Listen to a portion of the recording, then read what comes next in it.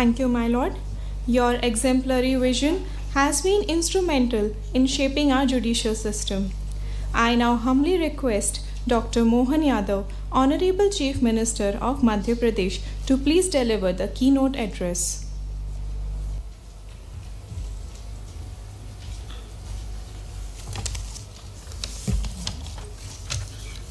बौद्धिक संपदा अधिकार विषय पर आयोजित इस संगोष्ठी में अभी हमारे बीच हमारे न्यायमूर्ति माननीय माहेश्वरी जी ने बहुत अच्छे से बात रखी। मैं आपका वंदन करता हूँ, अभिनंदन करता हूँ। समादरणीय माननीय सतीश शर्मा जी, माननीय सतीश जी, चीफ जस्टिस मध्य प्रदेश, माननीय संजीव सचदेवा जी, ऑनरेबल जज मध्य प्रदेश, प्रशांत सिंह जी, सम्मानीय मंच और आप सब। मैं तिरुपति बालाजी की लाइन में लगे लोगों का एक दृश्य थोड़ा सा याद दिलाना चाहूँगा। मेरी स्थिति ये है, तिरुपति बालाजी की लंबी लाइन लगी। आजकल लड्डू का प्रकरण चल रहा है उनका। लंबी लाइन लगी, लोग गोविंदा गोविंदा गोविंदा, लंबे देर टाइम लगता है। टाइम लगने कारण से स्वाभाविक रूप से नंबर जब आएगा तब आएगा। टाइम पास करने के लिए गोविंदा गोविंदा। एक पति पत्नी नवदंपति भी लाइन में लगे हैं, तो वो मालूम पड़ रहा आगे वाला पति तो गोविंदा गोविंदा बोल रहा, पीछे वाली पत्नी पता नहीं कुछ और बोल रही। तो लोगों ने ध्यान से सुना, बोल रहा आगे वाला बोले वही सही, आगे वाला बोले वही सही, आगे वाला बोला वही सही। लोगों ने पूछा ये नया नारा कहाँ से आ गया, ये तो गोविंदा गोविंदा बोलना चाहिए। तो लोगों ने उस जो आगे उसके पति जा रहा उससे पूछा कि आपकी पत्नी ऐसा क्यों बोल रही। तो उसने बहुत भोलेपन से उत्तर दिया कि देखो वो सही कह रही है। बोला हम गांव से आते हैं और हमारे यहाँ पत्नी पति का नाम नहीं लेते, मेरा नाम गोविंदा वो कैसे लेगी। तो आगे वाला बोले वही सही, आगे वाला बोले वही सही। तो मुझे लगता कि मेरी स्थिति भी आ गई, इतने भाषण होगा तो आगे वाला बोले वही सही, आगे वाला बोले वही सही। अब मेरे पास बचा क्या है, जितनी अच्छे ढंग से बात आ गई मैं उसी में ढूंढ रहा हूँ अपने रास्ते। सब कुछ तो आ गया आज की इस, क्योंकि मुझे लग रहा था कि काफ़ी देर से बहुत गंभीर भी बैठे हैं। तो ऐसा लग रहा था कि माना कि चीफ जस्टिस साहब बैठे हैं, माननीय न्यायमूर्ति सुप्रीम कोर्ट से आके बैठे हैं, पर थोड़ा हम अपने आनंद में भी तो बैठे हैं। मैं इस पूरे भाव को समझते हुए बात करना, जो माननीय मैं सोच रहा था कि मेरी शुरुआत कहाँ से करूँगा, रास्ते तो मेरे को कोई मिल नहीं रहे हैं। फिर भी मैंने कुछ कोशिश करी है, अगर गलती हो तो माफ़ करना। जब आपने ऋग्वेद की बात कही तो हमारे यहाँ कहा गया यतो धर्म ततो जय। जिस मार्ग पे हम धर्म को तलाशेंगे वहीं जय भी मिलेगी। और इसी नाते से अगर आपने विक्रमादित्य की बात कही तो विक्रमादित्य, और वैसे मैं उज्जैन से भी आता हूँ, ये बात भी सही है, संयोग से बहुत सारे कारण से अलग अलग डिग्री में, लॉ की डिग्री भी मेरे पास है, तो उसका आनंद भी महसूस करता हूँ। लेकिन मूलतः जहाँ से आता हूँ वहाँ के बारे में आपने बता ही दिया है, तो मैं इतना सा एक घटनाक्रम याद दिलाता हूँ विक्रमादित्य और बैताल का। मूलतः बैताल आज के इस सब्जेक्ट से जुड़ के आएंगे। अगर मैं बात कहूँगा, काल के प्रवाह में बहुत सारी बात ऐसी हो जाती है कि बैताल को भूत बता दिया जाता है। बैताल भूत नहीं है मूलतः। एक हमने रिसर्च सेंटर भी चालू कराया विक्रमादित्य का उज्जैन में, उसमें अलग अलग प्रकार की फेलोशिप दे करके उस सारी बातों को भी संकलित करने का प्रयास किया, लेकिन वो लंबी बात है। अभी तो मैं एक घटनाक्रम सुनाता हूँ विक्रमादित्य और बैताल के प्रसंग का, वो अपनी इस सब्जेक्ट से जुड़ेगा ऐसा मैं मान के चलता हूँ। बैताल और विक्रमादित्य के संवाद हो रहा है। बैताल को साथ में रखने के लिए विक्रमादित्य अपने प्रयत्न कर रहा है और उसको साथ ले जाने के प्रयत्न में बैताल उसको टालने के लिए कहानी सुनाता है। वो कहानी का सार ये है कि वो एक घटनाक्रम सुनाता है कि एक ऋषि की कन्या है, और ऋषि की कन्या बहुत बुद्धिमान है, बहुत शरीर से भी अच्छी है, लेकिन उसकी अभी विवाह नहीं हुआ। उससे 3 अलग अलग लोग विवाह करना चाहते हैं, और विवाह के प्रसंग में घटनाक्रम ये घटता है। एक सेनापति है, एक राजकुमार है, एक मही का वनवासी है। संयोग ऐसा होता है कि कोई घटना घटती कि बेटी का शरीर छूट जाता है, तो ऋषि उसका जंगल में दाह संस्कार कर देते हैं। अब तीनों इतना प्रेम करते थे उससे, वो जीते जी तो मिले नहीं थे, लेकिन फिर भी मन में धारणा बना ली। तो जब उसका दाह संस्कार हो गया, दाह संस्कार के बाद राख उसकी माँ है, तो तीनों आते अपने अपने प्रकार से, तीनों ने अपना प्लान बना लिया और वो तीनों अपने आप में प्रयास कर रहे कि वो मेरी पत्नी है, मेरी पत्नी है, मेरी पत्नी है। तीनों ने मान लिया। एक ने कुछ हड्डियाँ चुन ली, वो हड्डियाँ चुन के ले गया। दूसरे ने कुछ मुट्ठी भर राख निकाली, अपनी डब्बी में भर के वो ले गया।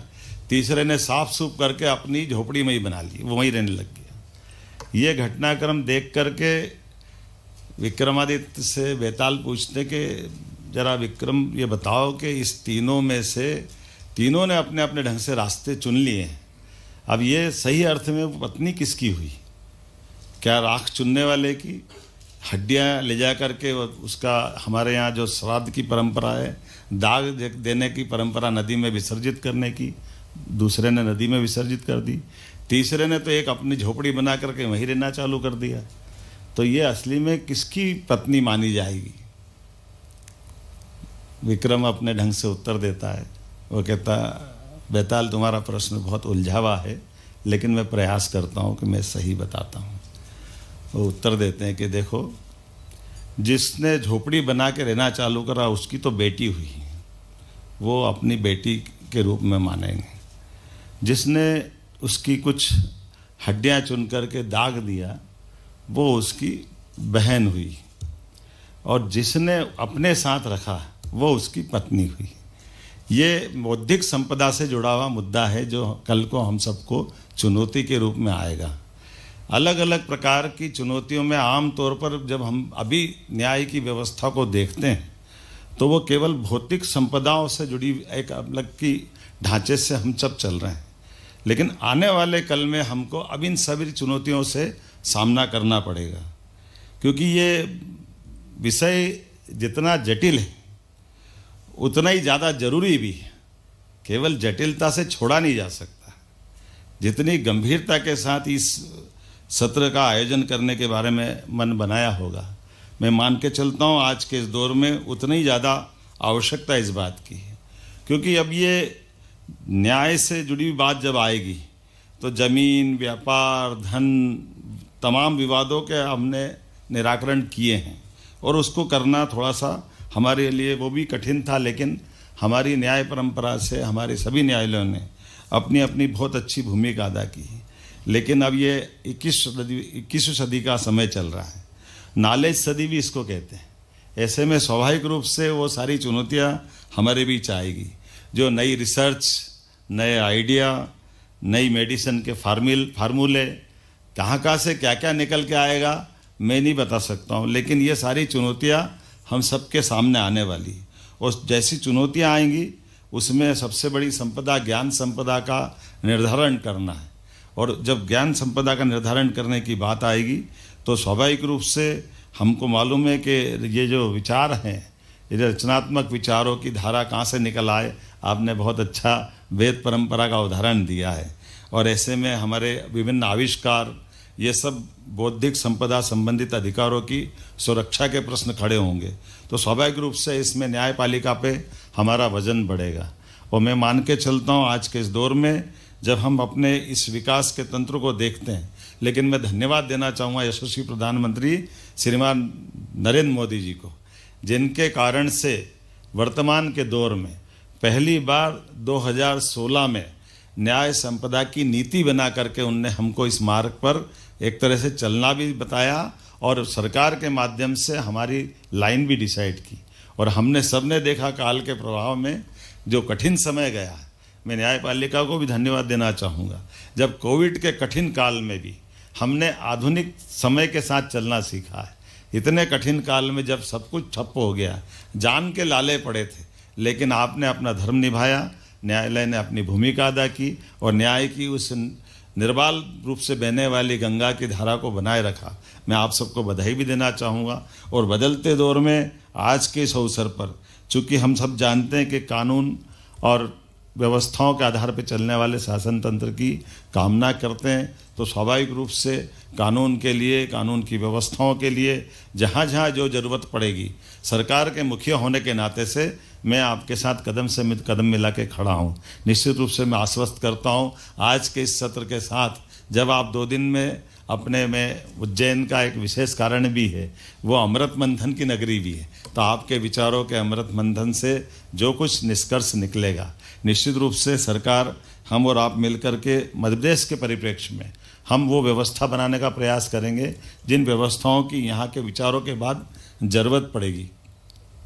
सभी प्रकार के सत्र, सभी प्रकार की व्यवस्थाओं के साथ भविष्य की चुनौतियों को लेकर के जो जो हो सकता है वो हम सब करें, क्योंकि मेरी जवाबदारी और इसलिए भी बढ़ जाती है क्योंकि मैं भी अभी डूबा हूँ। अभी माननीय आप सब ने उल्लेख किया है कि इंडस्ट्रियल समिट अभी हम लगातार करते हुए एक नई धारा बनाने का प्रयास किया है कि हमारे लिए कानून और व्यवस्था की स्थिति बनाते बनाते हमारे राज्य की वित्तीय व्यवस्थाओं की तरफ भी ध्यान देने की ज़रूरत है। और वित्तीय व्यवस्थाओं में भी खासकर आज के ज़माने में जितने प्रकार की चुनौतियाँ हैं वो भी छिपी हुई नहीं है। हमारे तमाम प्रकार के स्टार्टअप से लगा करके अलग अलग प्रकार के व्यापार व्यवसाय से निकल कर जो इंडस्ट्रियों का रास्ता बना है, वो रास्ता भी बहुत अलग प्रकार का है, लेकिन इन सारी बातों के साथ ही हमको आगे बढ़ना है। और इसी कारण से हमने तय किया, जैसे यशस्वी प्रधानमंत्री ने सरकार बनाई तब भारत 11वें नंबर की अर्थव्यवस्था पे था, अभी हम सब जानते हैं कि वो 5वें नंबर पे आया, लेकिन अभी जो 2-1 दिन के रिकॉर्ड जो रिजल्ट आए हैं उसके आधार पर तो 4थे नंबर पे हम पहुंच चुके। इसी प्रकार से हमने भी तय किया है कि हमारे अपने प्रदेश के अंदर हमारी इकोनॉमी हम डबल कर लेंगे 5 साल में, और कोशिश कर रहे हैं कि इसके साथ साथ सभी व्यवस्थाओं पे ध्यान दें। मुझे ध्यान दिलाया गया है, मैं धन्यवाद देना चाहूँगा डायस का कि आपने कहा कि हमारे यहाँ 20 साल से लगभग हाई कोर्ट की अंदर पदों की बढ़ाने की ज़रूरत लग रही है, ताकि ये जो वर्कलोड बढ़ा है उस वर्कलोड का निराकरण करने के लिए, और इसी के साथ साथ और कई सारे अलग अलग प्रकार के सुधार की आवश्यकता भी पड़ेगी। मैं प्रत्येक जगह सरकार को आपके साथ खड़ा पाऊंगा। हमारे लिए अच्छी बात है, सौभाग्य से कि हमारे बीच में आपका और हमारा ये जो परस्पर तालमेल है, ये सरकार के लेवल पे भी और जुडिशरी के लेवल पे भी इस तालमेल में कहीं कोई कसर नहीं, पहले भी नहीं थी, अभी भी नहीं। और ख़ास करके आज के इस समय में जब सर्वसुलभ न्याय की आवश्यकता हो, सुगमता की आवश्यकता हो, शीघ्र न्याय की बात हो, सस्ते न्याय की बात हो, सरल और स्थानीय भाषा की बात हो, और समदर्शी हो, अर्थात गरीब अमीर में अंतर नहीं करने वाला न्याय हो, और संवेदनपूर्ण हो, तो स्वाभाविक रूप से इस सब में निश्चित रूप से मिल के चलने की आवश्यकता पड़ेगी। और इसमें नई टेक्नोलॉजी की ज़रूरत पड़ेगी, और नई टेक्नोलॉजी के माध्यम से हम सब इन उद्देश्यों की पूर्ति करेंगे। मेरी अपनी ओर से इस अच्छे आयोजन की बधाई, बहुत बहुत धन्यवाद।